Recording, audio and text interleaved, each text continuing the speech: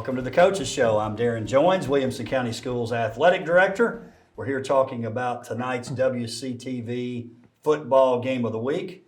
We have Coach Alex Melton for the third time this year for the game of the week. Coach Derrick, your first time for the game of the week. I appreciate both of you guys being here. I know it's been a busy week. Got a big game tonight, so I appreciate you taking time out of your schedule. Thank you. Yeah, thanks for having us. Also, I wanted to mention, so we've got our game day tonight too, so I'm going to beforehand say thank you for coming over during warm-ups and being interviewed. So I do appreciate y'all doing that. I know we joke about this all the time, and WCS, we do a lot of this kind of stuff, which is fun for everybody, but sometimes it can be a little tough on the coaches, so thanks. Yeah, Well, but it's that's part of it. yeah, it's good for the kids, man. It It's is. good for the Yeah. student section. So Yeah, they love it. It's good. Game prep, it doesn't always it's not great for warm-ups. It's funny, Coach Stewart, first game there with Frank was his first time doing it. They were going to break out a new uniform, and he was timing it. And he was over there, just like I could see him. Like, man, I could have got. Right. Yeah. Like, hold on, Coach Stewart, just a minute. So I do appreciate y'all. I do. Franklin again, third time WCTV game of the week. Nolensville, first time non-region battle, but certainly a big one because it's WCS. I would think, and we'll start here with Coach Melton. You like having this good test right before another big game next week in terms of region play, because it doesn't really count, but it does. It does. They all matter to me, and they all matter to our kids Absolutely. in our school. So, like you said, it's a Williamson County game. Nolensville obviously is a great program. Coach Derrick and his staff do a great job. So another big test for us. All of our games so far have been very competitive against very good teams, and I think that continues to make us better. And so tonight's no different. Coach Derrick? Same thing? Yeah, absolutely. I mean, when we were going through the scheduling, I reached out to Alex, and it was a no-brainer to play a WCS team. It's going to be a great crowd, be a good gate, and it's going to be a competitive game. Every time we played Franklin, it's been a super competitive game, and we're expecting no different tonight. And you guys have a little history coaching, right? Against each other? In similar program, and didn't you both work at the same place for a while at different times? We had not. I thought there Coach Derrick was there a Brentwood connection somewhere, or a Will Hester connection? I thought there He was was Heston there. you were at Brentwood with Crawford and Kern, who's Right. Coach Kern's And offensive then you coordinator. were with, Hester at Ravenwood. yes, who has the connection with Brentwood, And obviously. I was the year with Coach Hester at Brentwood too. Yeah. So I mean, there's So here's what's interesting, I think. I give the basketball guys a hard time about this. What I'm used to, at least where I was at before in another district, basketball coaches, we'd meet and we'd all kind of ham it up and get along, get together.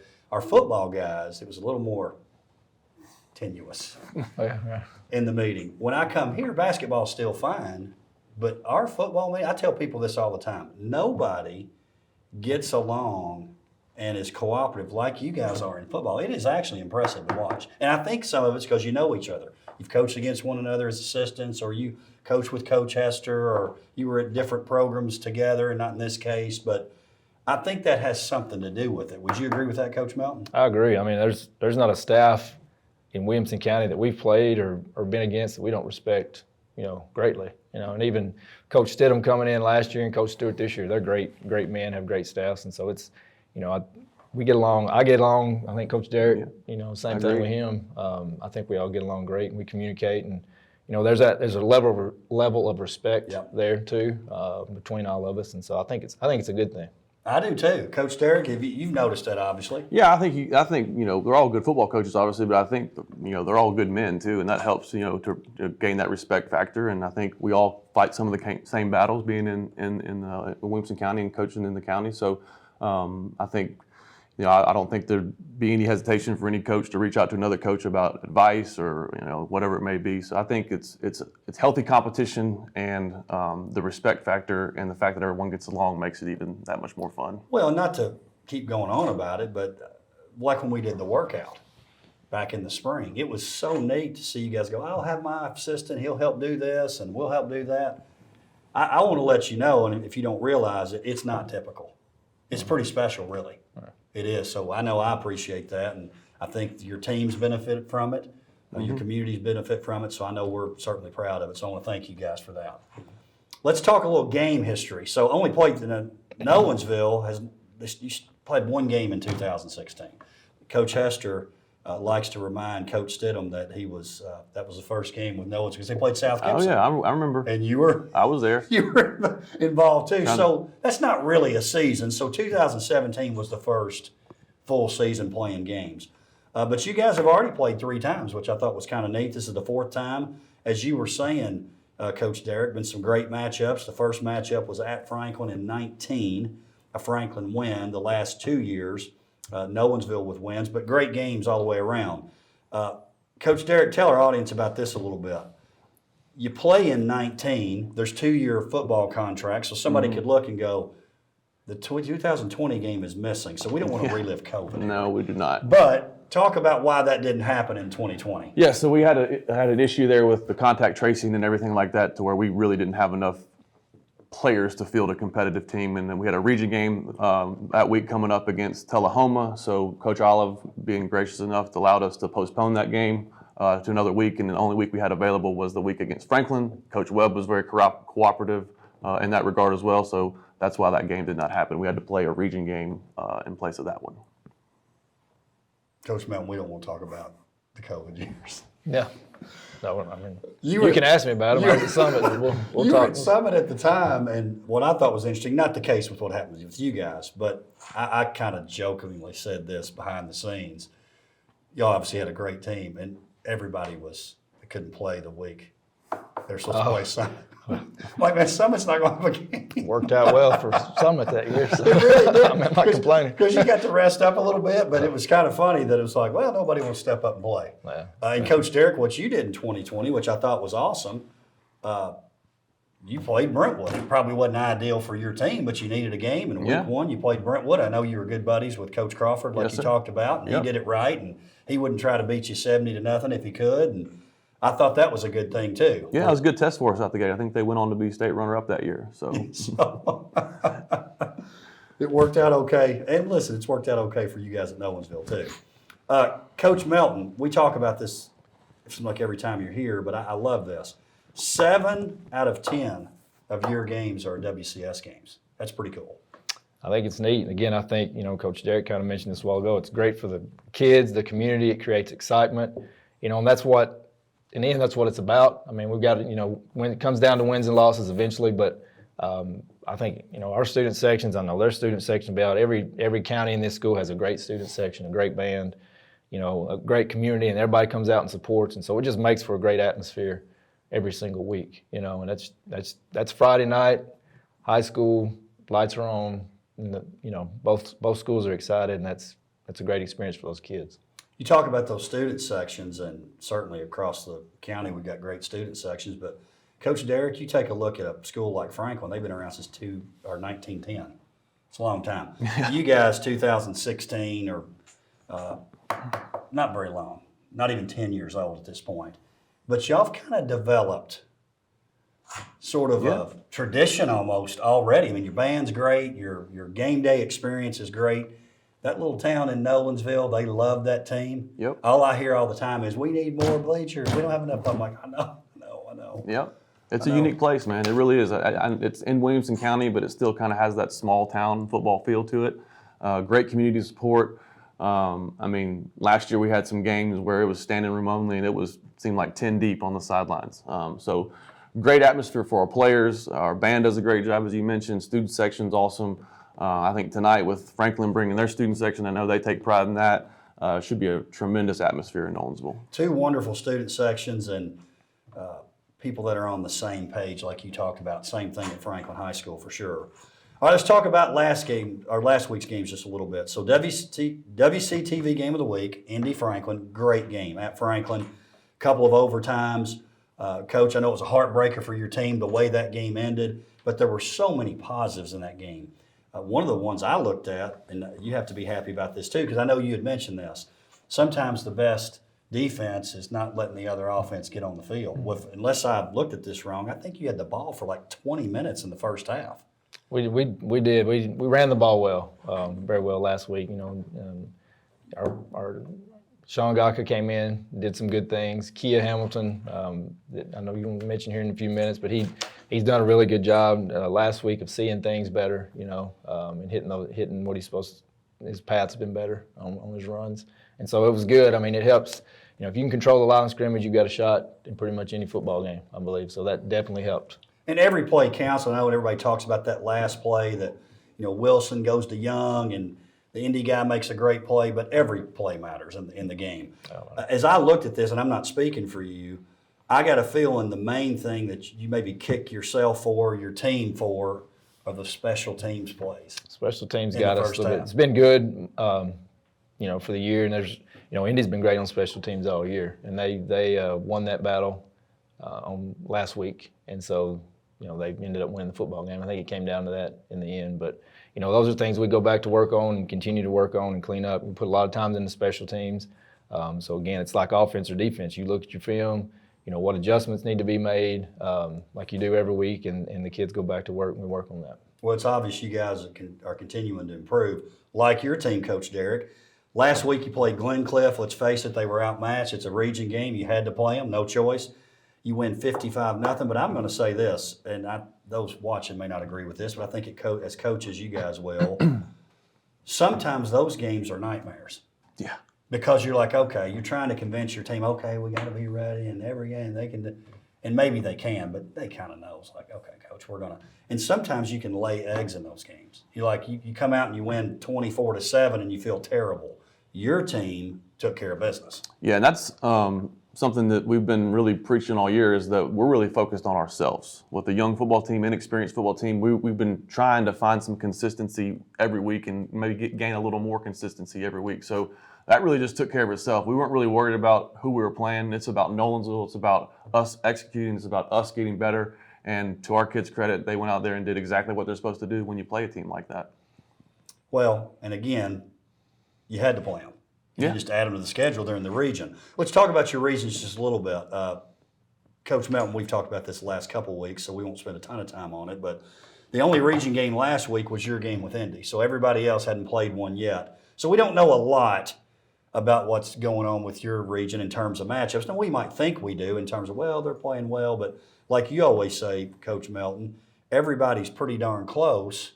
And some of it has to do with matchups anyway. You might think you can know by looking at scores, but not really. Every week's different, every opponent's different, and the way those opponents match up with one another and injuries, Right. Those things can all matter. They can. I mean, and we look at it, we're week to week, man. I mean, we and Coach Derrick mentions what we focus on ourselves. Like, what do we need to do to get better? We know every team in our region is going to be good. They're going to be competitive. They're going to be well coached. They're going to play hard. They work hard. Everybody's working hard. So what advantages can you find on offense, on defense, on special teams, scheme-wise, or whatever it may be, to give your kids a better chance? Coach Derrick, I'm going to have you talk a little bit more about the region since this is the first time you've been on the show this year. Obviously, you guys, Centennial, Page, Glencliff, Hillsboro, and the school formerly known as Hillwood, James Lawson. I say it's going through our three teams. I know Hillsboro's tough. Yeah. I know Lawson, they can. I think it's going through our three. I hope you're right. I hope you're right. Only time will tell, man. It's going to be interesting, being in a new region. I'm excited about having Centennial and Page in there with us. That'll, obviously we talked about WCS and the environments and all that. But yeah, I mean, I haven't seen much on those other teams besides Glencliff. But yeah, I hope you're right. I hope it goes through Wilco. I've got a feeling too, Coach Derrick. Now, you don't have to give this up, but when a lot of us talk about the region, Centennial and Page get mentioned first and second a lot of times. Some of that's because of your youth. You've got youth. You mentioned it, but you've got a program too. So I'm sure the Knights are going, okay, y'all forgetting about us a little bit? We still play. Well, Coach Melton said it. We're week by week. We're week by week, so we're just trying to get better. We don't pay attention to what people say, whether it's good or bad. Again, we just try to focus on the Knights. And yeah, we lost a lot of production from last year's team. So, coming in this year with not a whole lot of expectation, that's fine. But that's something that we've kind of done around our place, is we've created some expectations internally with our program and our players that we're not really worried about what outside noise is. We're worried about Nolensville and what we can control. Well, let's talk about some of those players on offense. I've been impressed with Ty Collins. I mean, he's not getting to play in the past. He steps up, doing a good job every week. Zion Tomaska, obviously, that's a guy who's produced some in the past too. Joe Carano, Yep. Talk about your offense a little bit and how they are continuing to improve every week. Yeah, super excited about the progress they've made week to week. You mentioned Ty Collins, just extremely proud of him. Waiting his turn behind Kobe for 2 years. You can only play one quarterback, so you see a lot of kids transferring and whatnot these days because they want to play. And Ty stuck it out in his senior year. Here he is playing really well, becoming a leader on our football team, trying to kind of make it his own. So really, really proud of him and how he's playing. Zion kind of split carries last year with Sampson this year. We've increased his workload quite a bit, so he's kind of adjusting to that. Being, there's a difference between when you're the, kind of the change-up back than when you're the feature back. So he's been doing a great job, been very productive for us. Joe Carano caught his first touchdown last week, had 2 last week actually. So he's been very productive for us. And then other guys, Landon Smotherman's a guy who stepped up this year, kind of does it all for us, really. He's our punt returner. He plays in the slot. He can play outside. We can hand it to him. We can throw it to him. And then a sophomore, Oliver Bender, has really stepped up and made some plays for us too. So offensive line, we only have returned 2 starters there. So we're in that unit, it takes some time for that chemistry and cohesion. So that's something that those guys have been working on and getting better every week. So pleased with where we're at, not content. Again, want to try to get more consistent every week, but proud of our kids for what they've done so far. Coach Melton, the first 2 times you were on the show, we talked a lot about Brewer Wilson, and we should. He's played well for you. We talked a lot about Lucas Young. He's played well for you. Wills Jackson. But you mentioned, hey, we got to get that running game going. Mm-hmm. Kia Hamilton, who you mentioned last week. If I'm not mistaken, as a team, you had 212 rushing yards, 116 from Kia. So you've got to be happy about the improvement there. Very pleased. I mean, and our offensive line takes pride in that. They took pride in that last week. They're starting to see some of the fruits of their labor, I guess, as they continue to work. Coach Davis our offensive line does a great job with those guys and building that mentality. And so, I thought we really did a good job of that last week. Our running backs did a really good job of seeing things and making cuts when they needed to, and starting to see the play develop a little bit better. So that was really positive for us. It kept us in the game. We got had a kickoff return early that got us, but kids kept fighting back. Going tied at halftime and pretty even in the second half, and obviously ended up in 2 overtimes. But proud of the way they controlled the line of scrimmage. I don't know if you saw it, Coach Melton, but I thought, and then you talked about it, Coach Stidham's comments after the game about your team. I have no idea if you saw it, but it was so complimentary and talked about how well coached you were, and he hurt for your team. I mean, it was pretty awesome, actually. He did. I didn't read those. It's not often you walk across the field and you shake a guy's hand and he says, "I'm sorry," not because he was sorry he lost. He just, so it means a lot. And again, it goes back to what you talked about earlier. Just great man. He's a great man. I really respect him, his program, just like we do everybody else. And so that coming from another guy, it means a lot. But obviously we got to go back to work and fix those things. But he's a class act, and his program is too. Yeah, it's awesome to see. Again, that chemistry amongst our football coaches, it's special. It really is. Let's talk a little defense here. Start with Coach Derrick.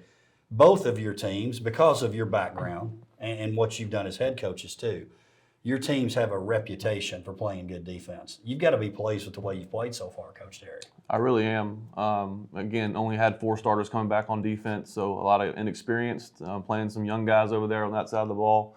But they've gotten better every week. Really, honestly, the defensive line has impressed me the most. Losing to Taylor Wine there, has a lot of production, but our D-line coach Van Warmer's done a great job with those guys. So, for us, it's always about stopping the run and then trying to eliminate big plays, and then it comes down to fundamentals, tackling and taking the ball away. But Jackson Bandy is probably the anchor over there on our defense. Plays a strong outside linebacker. He's very, very active, productive player. Joe Carano, as we mentioned earlier, he also plays outside linebacker.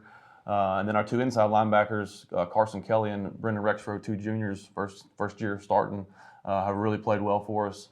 And on the back end, you got Trey McTorry, who's our strong safety. He's kind of the quarterback of our defense back there. And at free safety, Jackson Rigdon and Caden Bandy have kind of still battling out over there. And then at corner, we've been rotating a bunch of guys in there. Sophomore Josh Hicks, BJ Mays, and then Luke Colbert, a senior, has done a great job for us. So, again, when you don't have a lot of experience, you kind of don't know how long it's going to take for them to figure it out. And going back to the Rockville game, didn't play very well in the first half on that side of the ball. And in the second half, man, you could literally see the kids growing series by series and the confidence growing series by series. So I think our Coach Manderfeld, our DB coach, after the game was like, man, they grew up quick. So they've just kind of built off that first game each week.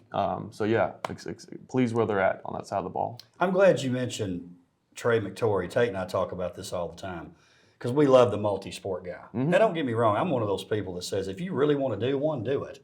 But if we get in the way and don't let you do it. So I would jokingly say about Trey, well, obviously playing football's hurt his wrestling. No. That guy's unreal. No. And it proves you can play more than one. I think it helps you. We encourage it. It does get tough sometimes, especially with some of the baseball kids, because now summer league it seems to be going longer and longer and longer Right. into football season. But we try to make it work, man. We don't want to, I think it helps your kids if they play multiple sports, developing different skill sets. And at the same time, we don't want to lose any kids that maybe are good players that can help us just because they want to play another sport and there may be some conflict. So we try to make it work as best we can, if we can. Coach Melton, what's the smallest school you were at coaching, size-wise? Just Probably guess. Haywood County, probably 800 or 900 kids. So you had to learn that way. We better let them play. Right. Oh, yeah. Sport. Yes, sir. Because if we don't, Yes, sir. we're not going to have teams. Right. No, I think it's good, and I don't think you ever, as a coach, you don't ever want to make that kid make a decision. If he or she wants to do both, I think you allow that. You have to work. All of our coaches work well together for different sports, and so you can make that work. Sometimes your travel stuff kind of runs over into the season, but I think it's not necessarily the kid's fault. I think you've got to work with them as best you can, and they work with you too on that. And you've got to set boundaries and perimeters, but you've got to be a little flexible on some things if kids really want to do. And as long as they're doing everything you want them to do, they're communicating, there's all that's going on, and you can tell that they're really bought in and there. Then I think you've got to work. You need to work with them. It's funny. I think I've seen it go through periods. I've seen it where everybody plays everything. I've seen it where people only play one. I feel like at least here, we're kind of going back to you see more people playing a lot, and I think it's the coaches. I really do, because it's pretty easy. The guy's kind of the best at your sport to kind of go, hey, man, you only need to do this. And you do. I think it's pretty awesome that our folks work together on it. I think I see it at Nolensville. Yeah. I see it at Franklin. It's important. Yep. It is. And we're like at Nolensville, just like he mentioned, our coaches, we all work together, get along and try to make it work because, if you got kids that are good players in your sport, you don't want them to leave and go just do another sport. So we try to work well together and be respectful of each other's sports. Well, it shows by seeing these names that keep popping up. Coach Melton, let's talk about your defense a little bit.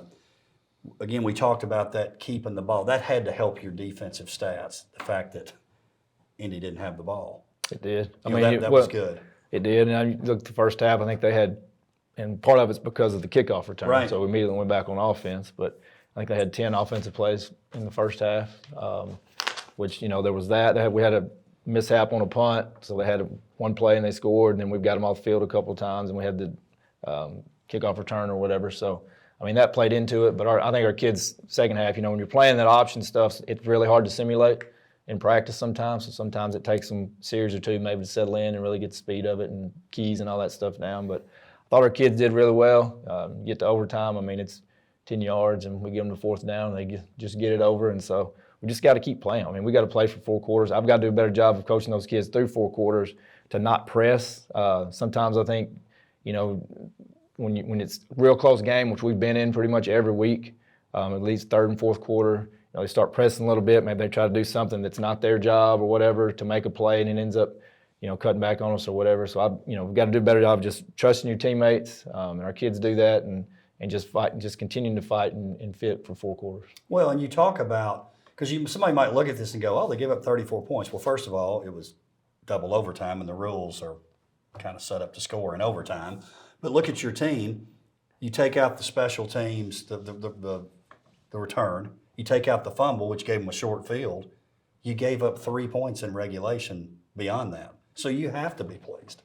We're pleased. We were pleased with that. Obviously we want the result to change. But I say this all the time, man. If you can set those kids down in the locker room and watch film with it and show it to them on film, they can see it. They believe it because they can see it on film. What you see in the score is not always exactly, that's the result, but the results don't define our kids. Never has, and it won't. The effort they give, the film doesn't lie. You are what you put on film. It's what we tell them. They believe it, and what they put on film is good. I mean, there's mistakes. You can watch anybody's film. There's mistakes. That's keeps us going, right? Nobody's perfect, NFL, anybody. So, they don't play scared of making mistakes. We just got to clean up some little things and just keep fighting. Well, it's obvious the breakthrough's coming in the win column. Coach Derrick just hopes it's not tonight. Correct. Let's talk a little special teams. So, Coach Derrick, feel pretty good about your special teams and your kicking game in particular? Feel pretty good about it so far? I think it's a work in progress for us, honestly. I think we finally found a guy for kickoffs for us. J.D. Kuhlman's kind of been taking over that role for us, and then Roddy Diaz has done a great job back there kicking for us. Been a little bit inconsistent on some extra points, but I don't think it's necessarily a kicker when you're talking about the whole operation: snap, hold, kick. There's a lot of things got to go right there. So we've been really working hard on that. And then in the punt game, I've been pretty pleased with that so far. But we'll have to play well on special teams tonight. That's one thing that sticks out on film about Franklin and Coach Melton's program is they can tell they take pride in special teams, and it's something they work on. So that could potentially be the difference in the game. Coach Melton, I thought Bagwell. It's some pressure now. He makes that big kick with a couple minutes to go to tie that thing up. Right. He's played well. He has played well. I mean, that was a big kick. As a kicker, a DB, whatever, you got to have a short memory sometimes. And sometimes when something doesn't go your way earlier, you've got to lock back in, get back in there. And it says a lot about his mentality, his mental toughness to go in there and hit that one to tie it. After some things that had happened previously. But he's a great kid, man. The snap, the hold, and everything were good. And he got through. So it was worth 3 points. We'll take it. It was good. When I watch games, whether it be not so much the pro level because they're getting paid to do it, but the college level, in particular the high school level, and I see it coming down to a kick, I feel like awful watching that because I'm like, those guys, and they're grinding that out on the line. Then this guy comes in, is going to kick. I'm like, if he misses this, his team's going to be like, dude, you've been on the other field kicking and you can't make one. You know what I'm saying? There's got to be, that's some pressure. It is for sure. Yeah. You got one job, right? I always liked the guy. Who was the guy that played for the Raiders? Big guy. Yes, he would get involved and try to tackle somebody. So I think people kind of. He's a different dude. Yeah. He was a little different for a lot of different reasons. That's another show, though. It's another show. Let's talk about tonight's game a little bit. Coach Derrick, what do you need to see offensively? Let's talk about offense first. Last tune-up before a huge region game next week. What kind of improvements are you looking for tonight? I think, again, just consistency, continue to play with precise execution. And really, when we've gotten ourselves in trouble on offense is when we don't take care of the football. So taking care of the football is going to be paramount for us. And then just, continuing to be able to run the football, hopefully, and then executing the passing game. But I think it's really going to come down, not only this game, but every game for us is protecting the football and trying to stay ahead of the chains.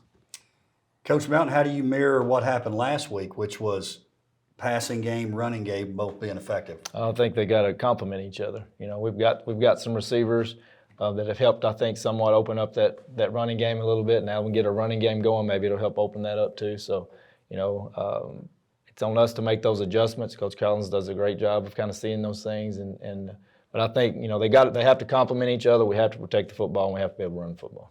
All right, put your coordinator hats on. Now you're defensive minded here. Coach Derrick, what are the challenges for your defense facing Franklin tonight? Stopping the run. I know they're 60% pass off the breakdowns that we have, but they last year that was a problem for us. They pushed us around a little bit and played physical football. So we know that number one, we got to stop the run. And then again, on defense, where we've gotten ourselves in trouble is when we've given up big plays. Kind of letting our guard down, like Coach Melton mentioned, maybe trying to do too much. So again, stopping the run, limiting explosive plays, and then I think turnovers, taking the football away. And Coach Melton, obviously, as you've said, it's this week's game. We're not worried about next week. It's a big region battle with Summit. What do you do tonight defensively to show that continued improvement going into the region game next week? I think we have to continue to read our keys and react. I think they do a great job offensively of putting their kids in the best situation. I know Coach Kern over there, and he does just like Coach Derrick does, defense and the whole program, does a great job of kind of seeing what you're doing, reacting to that, and putting his kids in a really good spot to be successful. So we've got to, get lined up, read, react, adjust where needed, and everybody running the football, doing their job. Gentlemen, appreciate you being here. Looking forward to tonight's game. Thank you. Thank Thanks you. for having us. Appreciate it. Thank you for joining us for the Coaches Show. We'll see you next time.